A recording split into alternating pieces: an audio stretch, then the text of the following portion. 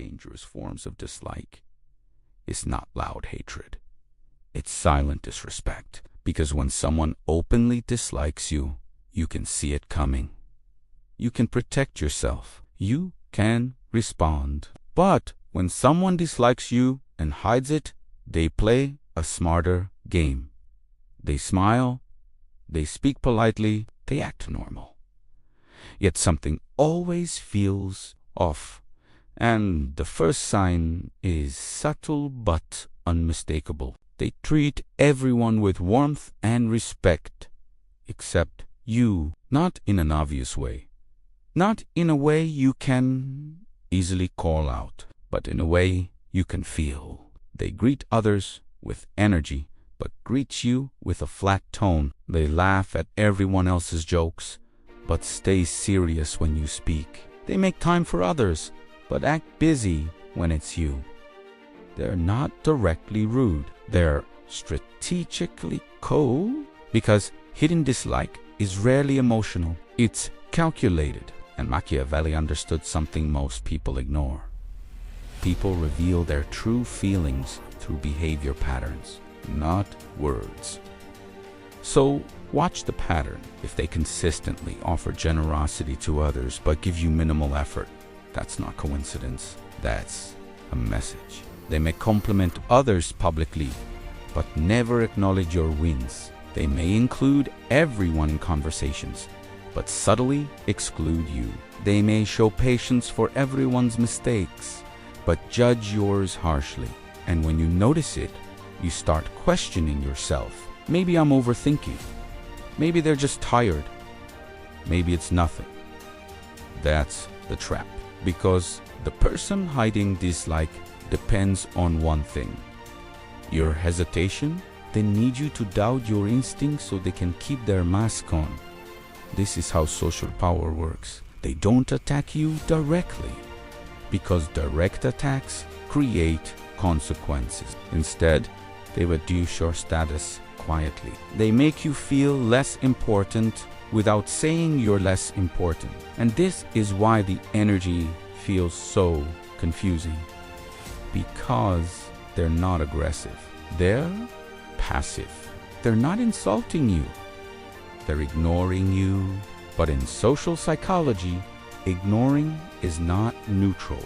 Ignoring is a form of control. It's the act of saying, you don't deserve full access to my respect. And when someone does that repeatedly, they're trying to establish hierarchy. They want you beneath them. They want you to feel like you're the one chasing connection, the one trying to earn approval, the one trying to fix the tension. And the more you chase, the more power they gain. Machiavelli would call this a silent dominance move. Because if they can make you emotionally invest while they remain emotionally detached, they win. You become reactive. They stay calm. You become uncertain. They stay confident. And in every social dynamic, the person who controls emotion controls the frame. Here's how this looks in real life. You speak, and they respond with short answers. You contribute, and they don't build on it. You share an idea, and they act unimpressed. But when someone else says the same thing, they suddenly agree. This is not an accident. It's social sabotage done quietly. And the reason they do it is simple. They don't want you to rise. They don't want you to feel strong, respected, or seen. Because something about your presence threatens them. Your confidence, your potential, your attention from others, your independence. So they do what hidden enemies always do. They don't fight you openly. They drain you silently. The solution is not to confront them emotionally. The solution is to observe without attachment. Because once you can identify the pattern, you stop internalizing it. You stop seeking warmth from cold people. You stop expecting loyalty from hidden rivals. And that's when you regain your power. Because the moment you stop chasing their respect, they lose their leverage. And that's the first sign. They respect everyone except you. When someone secretly dislikes you, they rarely attack you directly. They attack you politely. They hide a blade inside a smile. And one of the clearest signs is this. They compliment you, but it never feels good. It feels strange.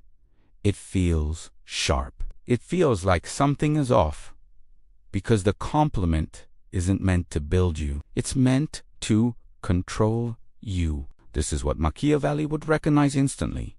Some people don't praise you because they admire you. They praise you to reduce you. They'll say things like, "Wow, you're actually smarter than I thought. You did great. For someone like you, I didn't expect you to pull that off. You're lucky you look confident." Notice what's happening. The words sound positive, but the energy is disrespectful. The compliment contains an insult, and the reason they do this is psychological. They want to appear supportive in public, so they look like a good person. But they also want to keep you emotionally unstable, so you never feel fully secure. So they give you approval with a hidden hook inside it, a hidden message that says, "I'm above you, and I'm allowing you a moment." That's not kindness. That's dominance. This is especially common with people who feel threatened by you, because if they openly dislike you, others may notice. They may look jealous. They may look insecure. So they choose a smarter tactic. They compliment you in a way that subtly reminds you of your place. And the most dangerous part, if you call it out, they can pretend you're crazy. They'll say, "What? I was just being nice. You're so sensitive. You always take things the wrong way." That's the perfect disguise. Because now, not only are they insulting you, they're also making you doubt yourself. Modern psychology calls this a form of covert aggression. But in Machiavellian terms, it's simple. They're weakening your confidence without taking responsibility for it. And you'll notice the pattern gets worse when you succeed. When you level up, they become supportive in a strange way. They clap for you, but with dead eyes. They congratulate you, but with forced tone. They smile, but it doesn't reach their face, because your success triggers their insecurity. And insecure people don't celebrate what they can't compete with. So they try to poison the moment. They might say, "Yeah, you did good, but don't get too confident. Just make sure you can keep it up. Must be nice to have things work out for you." Honestly, anyone could have done that. This is not feedback. This is sabotage. They're trying to reduce your achievement into something meaningless. Because if they can't beat you, they'll try to shrink you. Machiavelli understood this about social warfare. People don't always destroy you with conflict. Sometimes they destroy you with doubt. And the poison compliment is designed to plant doubt in your mind. It's designed to make you question your value, to make you hesitate, to make you feel like you need their approval. But here's the truth. A real compliment gives energy. A faked compliment steals it. A real compliment feels clean. A fake compliment feels like you just got touched by something dirty. So if you constantly walk away from someone feeling smaller, even after they praised you, that's not support. That's hidden dislike wearing a friendly mask. And once you see it, you stop reacting emotionally. You stop needing their validation. You stop letting their words enter your mind. Because the strongest move is not to argue, it's to recognize their compliments are not kindness. They're camouflage. When someone dislikes you but hides it, they won't openly attack you. They won't say, "I want you to fail." Instead, they do something far more revealing. They smile when you slip, not a big smile, not obvious laughter, just a small change in their face, a quick light in their eyes, a moment of satisfaction they can't fully hide, because hidden dislike has a pattern. They don't want to destroy you directly. They want to watch you destroy yourself. So when you make a mistake, they don't rush to help. They don't protect your reputation. They don't cover for you. They observe. And deep down, they enjoy it. This is one of the clearest signs of concealed hostility. Your failures entertain them. They may pretend to be concerned. They might say, "Oh no, are you okay?" But the tone feels wrong. It feels like performance because the words say sympathy, but the energy says victory. Machiavelli would call this a quiet form of social warfare, because if they can't beat you through strength, they'll beat you through timing. They wait for your weak moments. They wait for your mistakes. They wait for you to look human. And then they lean in not to help, but to confirm their private belief. I knew you weren't that impressive. This is why they often bring up your mistakes later. Even when the situation is over, they keep it alive. They'll casually mention it in conversation. "Remember when you messed that up? Yeah, that was crazy. I'm surprised you recovered from that." And they say it like it's a joke, but it's not a joke. It's a reminder, a subtle attempt to freeze your identity at your lowest point, because people who secretly dislike you don't want you evolving. They want you trapped. Trapped in a version of yourself that's easier for them to feel superior to. That's why they become strangely alert when you fail.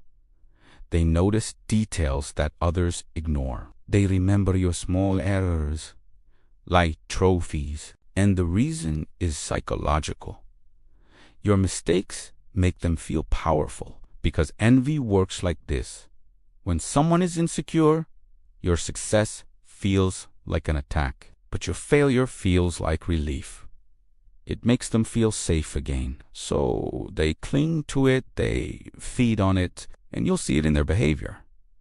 They won't correct you privately. They'll wait until others are around. They won't warn you early. They'll let you walk into the mistake. Then they'll act shocked when it happens. This is not accidental. This is strategic, because they don't want to help you improve. They want to watch you fall in front of people. Machiavelli understood that humiliation is a social weapon, and hidden enemies love humiliation because it's clean. It doesn't require violence. It doesn't require confrontation. It only requires opportunity. So they wait, and when the moment arrives, they enjoy it silently. But here's where the awakened mind becomes dangerous. You stop giving them access to your weak moments. You stop explaining your mistakes to people who celebrate them. You stop trying to prove yourself to those who want you insecure, because you understand something powerful. A friend wants you to win. A hidden enemy wants you to struggle. So when you fail, watch who leans in to lift you up, and watch who leans in to watch you bleed. That difference tells you everything, because the third sign is clear. They secretly enjoy your mistakes because your pain makes them feel superior. When someone dislikes you and hides it, they won't always insult you. They'll compete with you.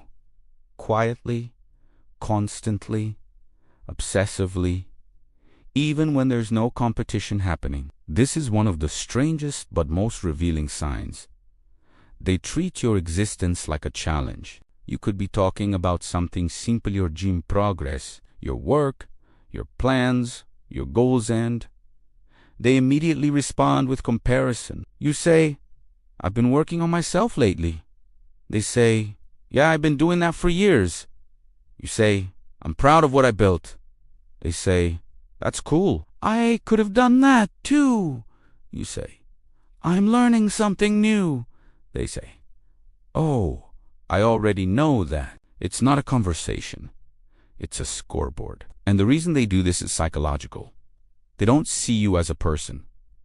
They see you as a threat to their status. Machiavelli understood this perfectly.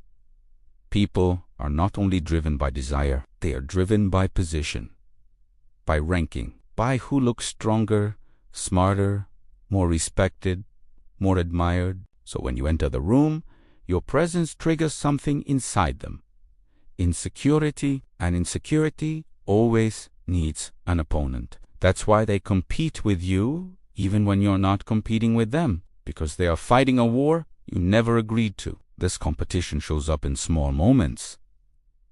If you get attention, they interrupt. If you speak, they correct you. If you succeed, they shift the focus to themselves. If you win, they minimize it. If you struggle, they feel relief. They don't want connection. They want superiority. And the most telling part, they compete in areas that don't even matter. They compete over who is more tired, who is more busy, who is more disciplined, who is more respected, who is more real. Even your pain becomes a contest. You say, "I've been going through a lot." They respond, "You think that's bad? Let me tell you what I deal with." They don't listen to understand you. They listen to beat you. That's why their empathy feels fake. Because it's not empathy. It's ego. Machiavelli would say that when someone can defeat you openly, they try to defeat you socially. They try to lower your value in the eyes of others. And competition is the perfect method because it looks normal. It looks like confidence. But it's not confidence. It's a desperate need to remain above. So they copy you. They mirror you. They steal your ideas and act like they invented them. They ask questions about your plans not to support you, but to measure themselves against you. They watch your moves. They track your progress. They pay attention to details that a normal person wouldn't even notice. Because you're not just a person to them. You're a mirror. And every time they see you improving, they see their own stagnation. So instead of improving themselves, they compete with you. Because competing is easier than evolving. And here's the dark truth. A person who truly respects you doesn't compete with you. They collaborate. They celebrate. They learn. But a person who secretly dislikes you will always need to win. Even if the prize is imaginary, even if the battle is silent, even if the only person who knows the war is happening is them. So if you notice someone constantly one-upping you, correcting you, turning everything into comparison, understand what it means. They don't want you close. They want you beneath them. And that's the fourth sign. They compete with you over nothing because your growth threatens their identity. When someone dislikes you but hides it, they rarely attack you directly. They don't scream at you. They don't insult you openly. They do something colder. They let you fail quietly. And one of the most Machiavellian signs of hidden dislike is this. They withhold information that could help you, not because they forgot, not because they didn't know, but because they didn't want you to win. They'll watch you walk toward a mistake and say nothing. They'll see you missing a detail and stay silent. They'll know the right answer and pretend they're unsure. Then later, when things go wrong, they act innocent. "Oh, I thought you knew. I didn't think it mattered. I assumed someone told you. You should have asked."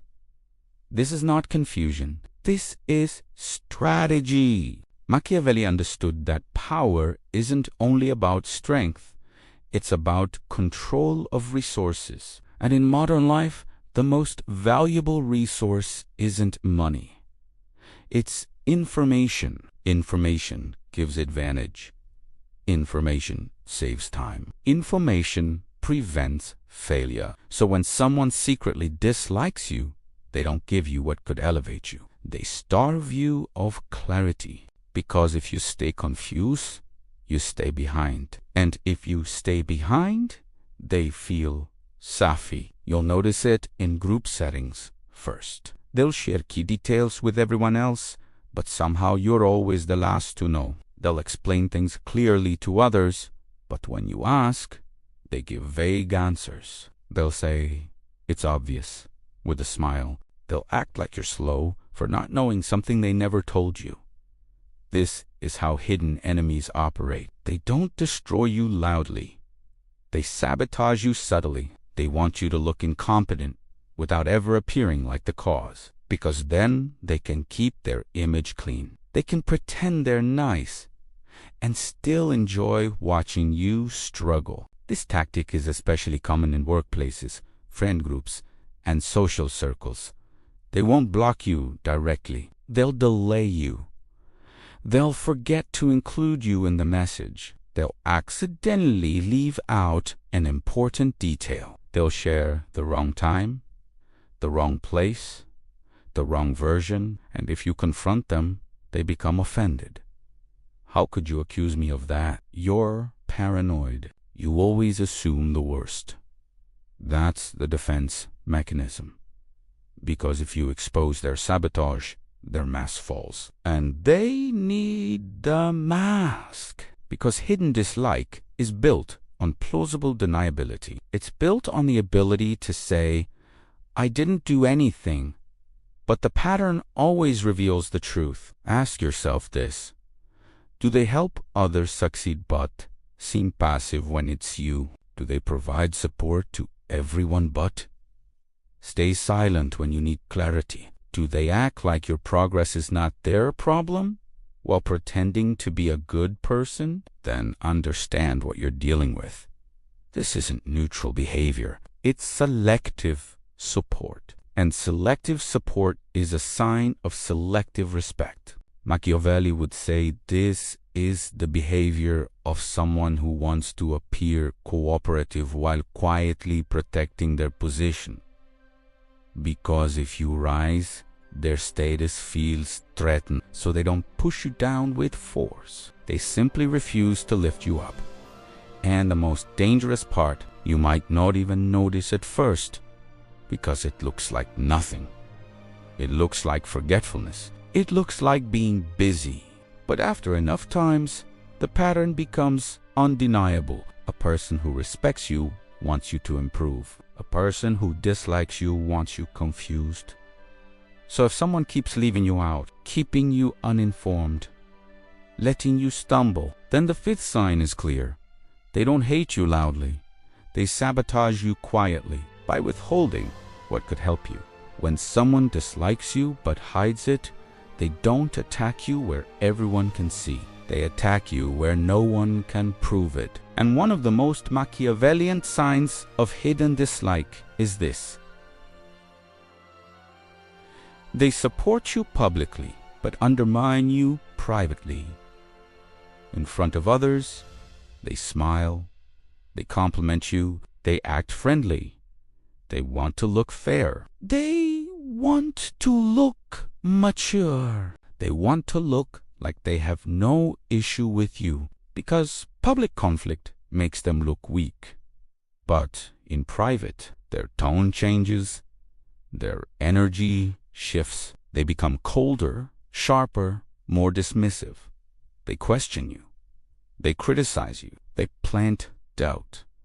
They drain your confidence. And they do it in a way that's hard to explain. Not enough for you to call it abuse, but enough for you to feel it. This is how hidden enemies operate. They want the social benefits of appearing supportive while still harming you behind the curtain. Machiavelli understood that reputation is power, so they protect their reputation while damaging yours. They'll say things like, "I'm just being honest with you. I'm the only one who tells you the truth.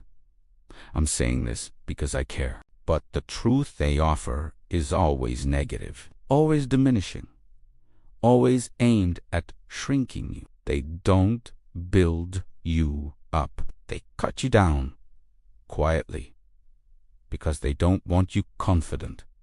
They want you uncertain. They want you second-guessing your moves because a confident person is hard to manipulate, but a person filled with doubt, easy to control. That's why their private conversations feel strange. They'll question your choices when nobody's around. Are you sure you can handle that? Don't embarrass yourself. People are talking, you know. I'm not trying to be rude, but they disguise sabotage as advice. They disguise insecurity as concern. And the real goal is simple: to make you smaller without looking like the enemy. They also use private moments to plant subtle lies. Not lies you can easily catch, but small distortions. They'll tell you someone doesn't like you. They'll tell you people are doubting you.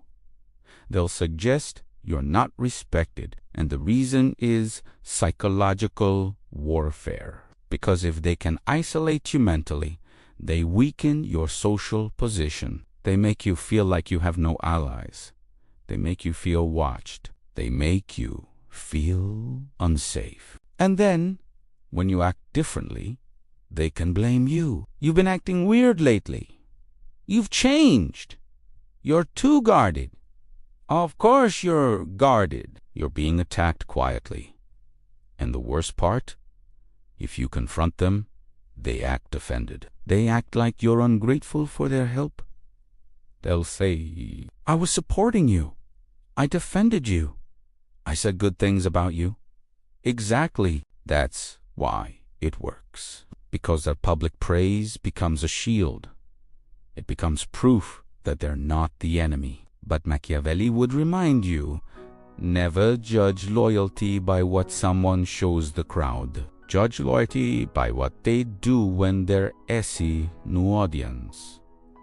Because real support is consistent. Real respect doesn't switch faces. Real allies don't clap for you in public and poison you in private. So if someone is friendly when people are watching but cold when you're alone, if they cheer you publicly but privately try to weaken your confidence, then you're not dealing with a friend.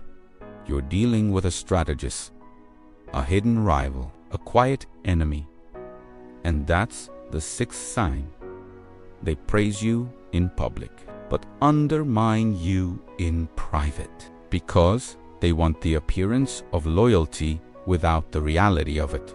When someone secretly dislikes you, they don't always move away from you.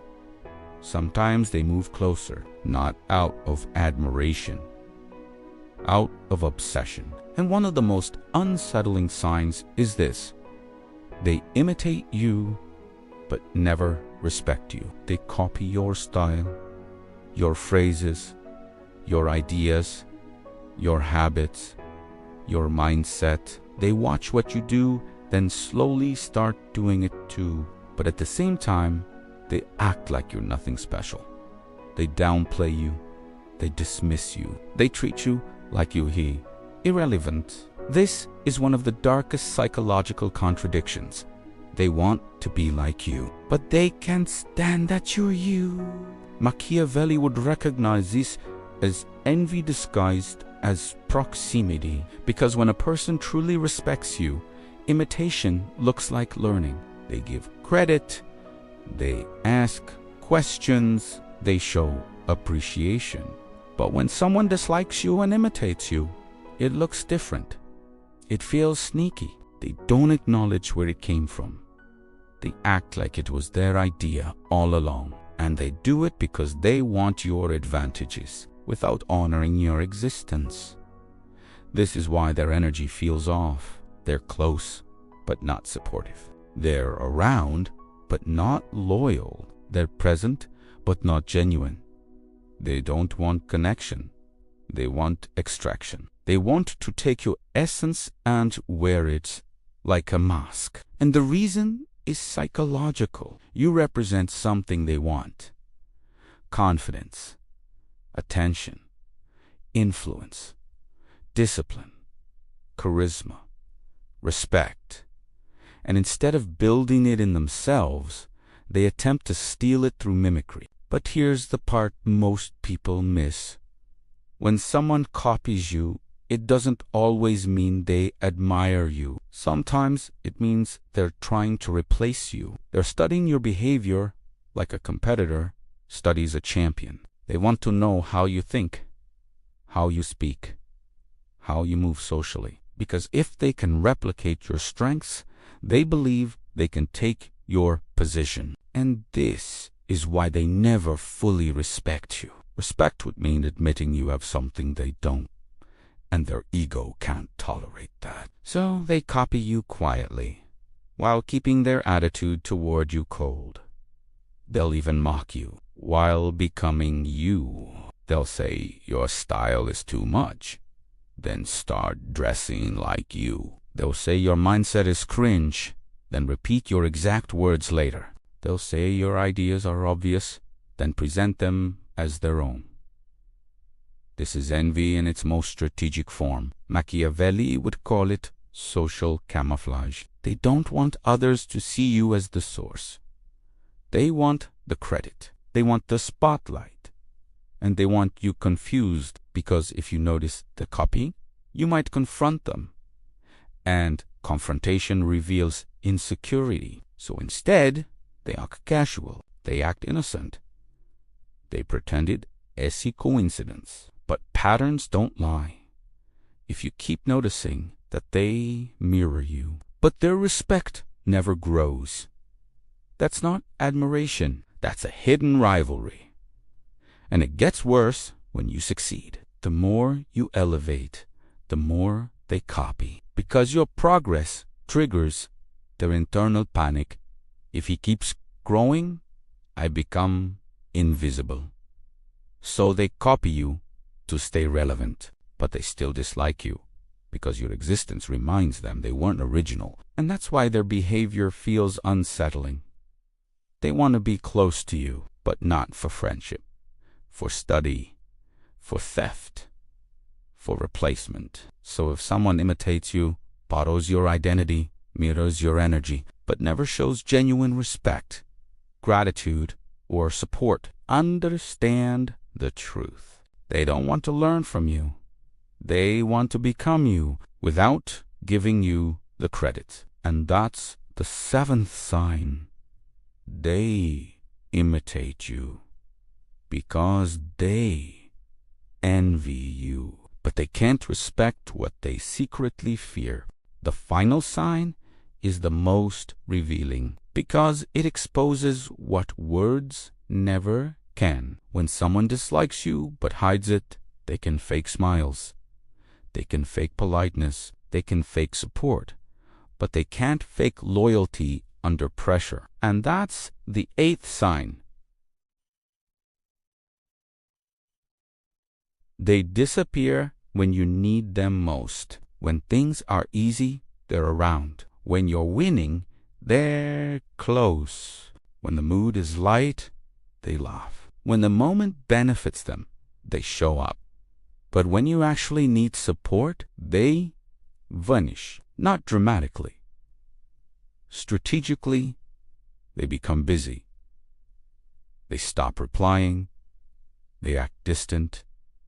They suddenly have no time. And they do it at the exact moment it matters. Because hidden dislike doesn't want you to rise. It wants you isolated. Machiavelli understood that alliances revealed themselves during crises. Anyone can be friendly in comfort, but loyalty is proven when there is risk. So watch what happens when you're under pressure. When you're struggling emotionally, they become cold. When you need backup, they stay silent. When you need someone to stand with you, they step away. And the reason is simple.